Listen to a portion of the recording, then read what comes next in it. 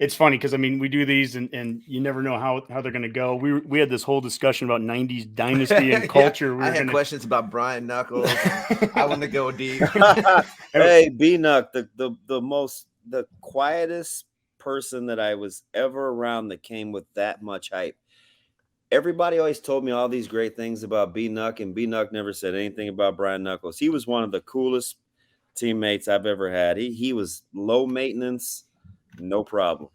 Yeah, that talk about spring games to remember. That was one of them for me. I'm like, oh, this guy's wearing 30. They must mean something serious if he's got 30. Yeah, he was a good teammate. He was a really good teammate. Well, we're not going to get to that whole discussion tonight. Maybe we could have you back another time, and I'd love to get into that 90s dynasty and culture discussion because we always talk about culture here, but let's at least get some memories from you. And Abby Harris had a good question here. What's your favorite memory from your time at Nebraska? And I guess that's really whether it's playing or now being a broadcaster or maybe a future parent of one too. Who knows? My favorite. Considering the slow start I got off to, probably being named captain, right? Mm-hmm. I was never the best. Never a full-time starter, played a ton, and got off to a really slow start. Was almost kicked off twice. Didn't really become a Coach Osborne fan until probably my junior year. So I had to overcome myself. I was super immature, made a ton of excuses. And so when my peers kind of recognize my competitiveness and my work ethic, that was a big deal. It sounds kind of selfish because it was about me, but it's primarily because usually your peers let you know where you're at. And for those guys, I mean, I played with so many killers. It was God, Clinton Childs, Mon Green, Jay Sims, LP, literally, Calvin Jones. You got here in '92, so yeah. I mean, that was again. This is a whole separate conversation, but you got there early enough. Like I was just when Rob and I were taking a tour of the stadium. Tyler Kive was taking us around there on the Friday. Well, you were with us. What am I telling you about? The three of us, and but like got to talk to like Reggie Cooper and some of those guys that were kind of. Yeah, and they were just on the precipice, just before it got really good. And again, for all the young fans, we were winning 9 and 10 games. It wasn't a disaster, but it was somewhat right around 92. Tommy's getting there. That 92 season, you go and you play Florida State really good in the Orange Bowl. It's a 27-14 loss. It's the defense was holding up against teams running a 4-3. So we start to make that switch, and I mean, you start to build the dynasty. So you were there over that entire course. And I think of your last game, the 96 Orange Bowl, Virginia Tech, Jim Druckenmiller, all that. You had an amazing game, and we win that. And that team never gets the credit or anything that they deserve because they're the 11-2 team in the middle of all the undefeated teams. Think about that, Damon, how revered that team would be if it was just any other time in the last 20 years. We were at the Texas game. I know. I'm just laughing that you said you got off to a slow start when you had 6 yards of carry as a redshirt freshman. Here's the deal. You know what's funny? Everybody talks about that 92 recruiting class because that was like Mike Minner and Jared Tomich and T. Fraze and John Hess, Eric Stokes, Chris Dishman. I mean, it was loaded, right? But that 91 class had Dwayne Harris, Abdul Muhammad, Dante Jones. You know what the key was? I'm telling you. Because Kroll and Pickens and those guys, they were fantastic. Kenny Wilhite, they were great players. The difference between, like, when I first got there and let's say probably 94 was it somehow became okay to cheer for your teammates even though it may be at your expense. See, Dwayne Harris had to cheer for Dante Jones. Right. Yeah, Dante Jones kept Dwayne Harris from getting more snaps, right? Like Tremaine Bell had to cheer for Abdul Muhammad. Abdul Muhammad kept Tremaine Bell from getting more snaps. I had to become a Lawrence Phillips fan, right? Brooke and Tommy had to somehow cheer for one another. When that magic started happening, I mean, how would you like to be like Foreman, Jamel Williams, Hess, and Doug Coleman? I mean, who you playing? Right. Phil Ellis, the whole. I mean, Kareem Moss and Tony Veland and Eric Stokes. somebody sitting, right? When you can cheer for those guys, I'm telling you, that's when the magic happens. For the record, I would like to state that Abdul Muhammad follows me on Twitter and you don't. So. Hey, I'll start that. I'm going to tell you something. That guy. So there's I wonder if he listens to the show, honestly, because he like responds to me on stuff on Twitter too. It's the weirdest thing. People that I credit firsthand with saving my career: Ed Stewart, Abdul Muhammad, and Troy Dumas. Three guys that literally took me by the throat and were like, "Hey, you're blowing it. Get your act together." And to this day, Abdul we have the same birthday. He's one of my best friends. He loves kids. He's so stinking good in the community. And my man is competitive. I think every guy you just mentioned there, I think of how unselfish those guys are, because you're a wide receiver in that offense back then. Yeah. You're not by definition the itty bitty committee of guys, the itty bitty receivers, they work their tail off, and I always love it when people say you got to be 6'4" to block right now. We got to get a big receiver. I'm like, I saw too many damn guys that could block 25 years ago and would kill you. Corey Dixon's and all those guys. Could you imagine Reggie Ball, Corey Dixon, and Abdul like being recruited today? Oh, yeah. Well, that'd be rough. Frost would be killed. Yeah. But, and the other guys you mentioned, like Troy Dumas and I can't remember who the other guy you mentioned, maybe Dante Jones or Dante Jones. These are guys switching positions midway through and doing things that Ed Stewart's a safety. What, you're going to put me up in a box and make me go up, be an outside linebacker? But he turns himself into a butkus candidate. I remember when both those guys were going to quit at one point. Come here. And let's follow up on that question too about your favorite Nebraska moment, because we're sitting here and you're reminiscing a bit. Like, what outside of that Orange Bowl, like what was your favorite game that you played in that entire time? Like, what game, like, maybe not one of like the classics that you see on Big Ten Network running. You know what it is? What's that? Wyoming, 94 at home. You guys were down like 14-0 or something. We're getting ready to get beat, and I actually it's a variation of it now, but I kind of took a line from Coach Osborne at the half. Guys were Brooke was not feeling good. We didn't realize that his lungs were in big trouble. You guys had like no time too. T. Fraser already wasn't playing, and he said he kept asking. He said, "Who are you? What are you made of? What are we made of?" And nobody really answered the question because it was kind of rhetorical. And he told us in the third quarter that we were going to find out. And from that, I kind of developed. This is over time, like 20 years later. It's kind of my egg principle, right? Whatever's in you when you get squeezed is what comes out. And it totally came from that halftime speech. I think we were trailing at the half, right? Yeah. Yeah. To a bad Wyoming team. And we won ugly all year that year. Like, revisionist history will have you telling us, you guys, we were pretty sweet, but listen, he stopped the spring game. We got kicked off the field during spring practice. We were a mess.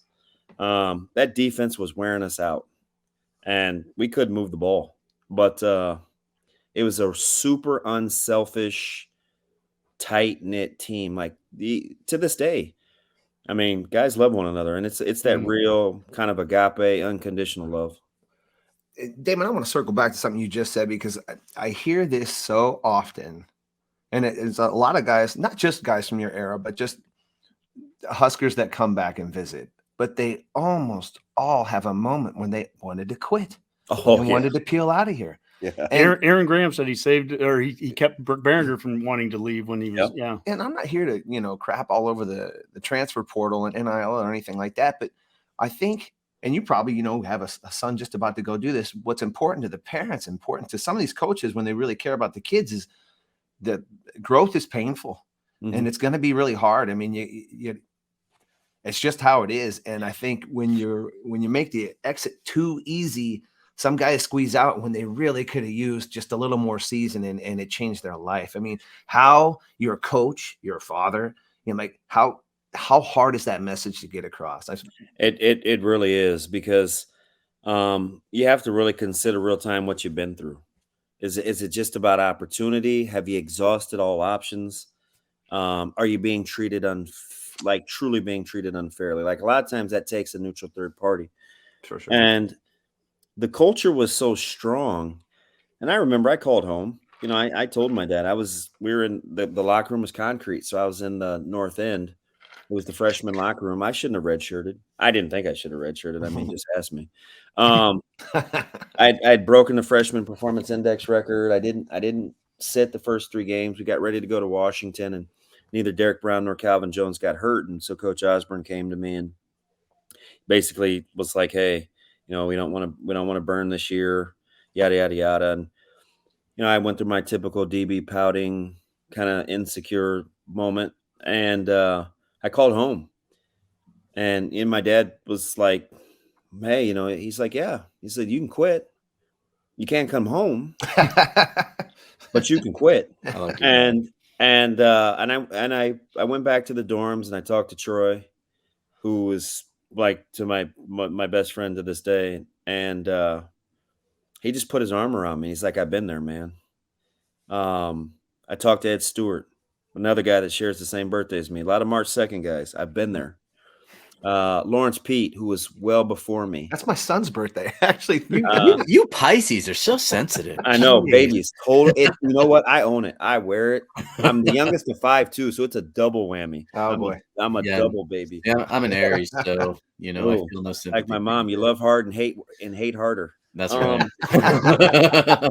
Man, you just described me in one sentence right there. That was me right there. I'm a total astrology moon junkie. But so those guys, I just think, like, if they would have compounded the problem or not cared or maybe said, go ahead, maybe it's different. But I remember Lawrence Pete was telling me a story. He's just a guy that I admire as somebody that's older than me that is still really good in the community. And we were just telling stories, and he wanted to quit. He was undersized as a D lineman. He was playing with Neil Smith and moved positions, and he wanted to go back to Wichita. And he was telling me this story about how my dad talked him into staying. And I just think when you get in those tough times, it's all about listening to people that you trust have your best interests at heart. I like. It's no real magic formula except to care. Mm-hmm. And when people can care and tell you the truth out of love, I just think that, you know, the sky's the limit. I think about, you talked about that Wyoming game and mentioning Troy Dumas and Ed Stewart. I'm not sure if they were the two, but there was the high-low hit. Oh, that was when he ripped that quarterback. I mean, you think about green jerseys or what gets called today targeting. Or I don't know what you would have called that, but that was pure physical black shirt football and just a thing of beauty. Yeah, he's a definite silent assassin. He probably only said about 15, 20 words a day, and they all mattered. Yeah, right. They all did. Yeah, he's a good man. Cheyenne, Wyoming. Exactly. Wyoming right over there on Big Sur Ave. That's where he grew up. Yeah. 45 minutes north of me. Right here. This is traditional Redcast. We said we try to keep it to 45 to 60, and we're just over. I want to show you this here because this is kind of maybe the final thing, and we'll get out of here. We have a shared friend, Doug, and you're coach right now, but you're coaching something a little different. Number 9. Omaha, Nebraska, 6th grade youth football. Lake Meyer with the pass to Zaylen Rocco. Great one-handed grab for the touchdown for the junior Wildcat. Did you hear Peyton? I tell you what, he's a stud. That is, hey, that team is really good too. They're going to be scary this year. But I just saw him this weekend. He's actually booked my reservations. Zaylen is a stud. That whole team is pretty good. I keep telling those guys we're wearing the junior Wildcats, but at some point, man, we got to cross over. Well, Mac and I coached together for a number of years. I coached 18 years of youth football in Lincoln, which is 4th through 8th grade. We don't have junior high football in Lincoln. So, Cole Penzick and other kids that went on played it played for his dad in the Arena League. Dan coached with me for 3 years. He actually grew up down the street from my parents in Columbus. I may have his fingerprints somewhere around my neck. Oh, he has some great stories. One of the best storytellers. Yeah, that guy was great, man. I was feeling sorry for myself in the locker room. Imagine that. And my man, he just kind of snatched me from behind and told me to get my butt in gear. And he meant it with love, man. And I think I had a pretty good second half. But we another one of those guys. It's not one of the fake tough guys. No, Pensick was different. Oh man, he was a blast. Well, as is tradition on the Redcast here, we're going to go around the room. Everyone gets a parting shot, and our guest gets the final one. So I'll start with you, Rob, and we'll end with Damon. Well, my parting shot is, hey, Redcasters, keep your eyes and ears open because we do have a lot of exciting stuff here coming up. Not some stuff that I can talk about yet in true Benning fashion, I suppose you could say. Not a lot of stuff that I can talk about, but it's passive aggressive. But I can tell you, I've been listening to a lot of your show lately. So, but there's not a lot of stuff I can talk about, but I can guarantee you that there are a lot of good things on the horizon here for the Redcast. So keep your eyes peeled. And Damon, I got to just to give a little background on Rob too. I mean, Mac and I, we're Columbus guys. We can do all the Husker trivia and go back in time. And I mean, we love Husker football from day one. Rob is from Northern California. He's transitioned into being a Husker really the last 5-6 years. And this guy, he's put in the work. So I mean, I do enjoy that. In all fairness, my grandfather's from Gothenburg, and we used to watch. I mean, I watched you play in the 90s. Like, wait a minute, who's your grandfather? His name is George Novacek. Of the Novaceks. Yes, sir. Oh, isn't that something? Yeah, well, I wasn't going to bring that up, but because he's a name dropper. Because I'm a name dropper. Names left and right. I don't do this so much anymore. But he was my Shrine Bowl coach. Okay, yeah, is that right? That's crazy. How about that? Yeah. You know what's funny about that though? My sister's been in she's been in the Bay Area for almost 20 some odd years. She's a professor. She's at San Francisco University. She started at Cal Berkeley. SFU. She's passive aggressive too. I tell you what though, I enjoy the local media's not too hidden jealousy about your access. You can hear them review all the time. Well, we don't all get to do what Damon gets walking around doing. You know what though? I mean, you know what? If you got it, you flaunt it. Like that's just the way the world. I really don't though. Yeah, I don't think you've ever abused it. Honestly. I don't know. I was just messing with you too. That was just because I hear you say that a lot. Like on your show, and I do, and I seriously, it's been like all Benning all week for like the last 2 weeks. So you guys are such a presence on social media. I feel like you're everywhere. Well, you know what? We try to be. I was just in Lincoln 2 weeks ago. Now I'm back here in Greeley, and who knows? I might be in Ireland. I don't think that's what he meant. I'm serious though. If it's about branding, that Go Big Redcast, that I don't know if it's just because I follow a lot of you. It's everywhere. You don't follow me. That's this guy right here. I'm on it. That's this guy right here. Yeah, that's Honky, man. That's all right. You can teach an old dog new tricks. A branding machine. He's got it. Mac, what do you got? I just want to say thank you so much for coming on this show. I mean, and actually to you guys too for letting me come back on. And this has been a real treat for me. I'm just your replacement. You're such a direct connection to like my early Husker years, and you've been here the whole time. So it's like you're our age. It just makes a lot of sense. It was so great talking with you. We could do it on for hours. So I really appreciate it, man. I'm a lot more easygoing than I let people on. Once you get in there, it's fine. I'm just not great at the beginning, so I'll be better. You're fine. And hopefully you can be better on the show again. We'd love to have you back. Anytime. You guys are in the deal now, so it's fine. That's awesome. And we'd love to get. I'll take good care of you. Like I said, I'd love to do a deep dive 90s kind of culture talk because I think I just want to do a running back talk. Well, yeah, this guy right here. I mean, he's the running back ace and could have that conversation. Yeah, Damon, take us. I just want to go game by game in the '94 season. Talk about I'm just kidding. That's awesome. That's the kind of stuff I like doing. Jack Stark's one of my best friends to this day, and we started on the Unity Council together. And so, you want to get into culture? We can talk culture. That'd be awesome. Fantastic. All right, Damon, take us out of here. What you got? Hey, you guys, anytime you need me, I appreciate it. Keep doing what you do too. Like social media can be toxic, and I like the fair share of. I wouldn't call it Kool-Aid. I'm team positive, man. I like positive. So keep doing what you're doing, man. I'll be a part of it. All right. Appreciate it. Thanks so much, Damon. That's awesome. Well, I hope you enjoyed tonight, Redcasters. Until the next one, that was a Go Big Redcast. Go Big Red. Be easy, guys. All right. Thanks, Damon.